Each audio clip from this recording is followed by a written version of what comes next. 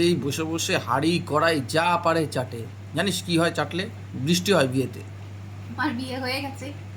আর ও, কি, বিয়ের আগে অবধি ছোটবেলা থেকে যখনই কড়াই নিয়ে বসতাম আর মা বলতো চাটতে নেই, বিয়েতে বৃষ্টি হবে, তাই জন্য চাটতে দেয়নি কোনোদিনও। এখন বিয়ের পরে মনের সুখে শ্বশুর বাড়ি বাপের বাড়ি যেখানে কড়াই পাই নিয়ে বসে পড়ি, যদি ভালো খাবার কিছু হয়।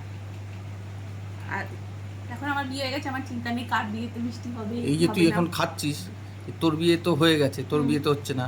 এবার যারা বিয়ে করছে কোথায় যে বৃষ্টিগুলো চলে যাচ্ছে, কাদের বিয়েতে চলে যাচ্ছে, তাদের কি সমস্যা? হ্যাঁ, দেখ, তোর খাওয়ার জন্য। সব থেকে কাছের মানুষকে তুই এখন, ঠিক আছে? আমি হারি, মানে আমি যা করব ওটার এফেক্ট তুই পাবি, মানে আমি যত পুজো করি ওটার পুণ্য তুই পাস।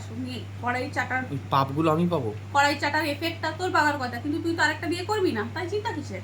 ও করবো না। হাত হাত খোড়া করে রেখে দেবো আর একটা বিয়ে কথা ভাবলে।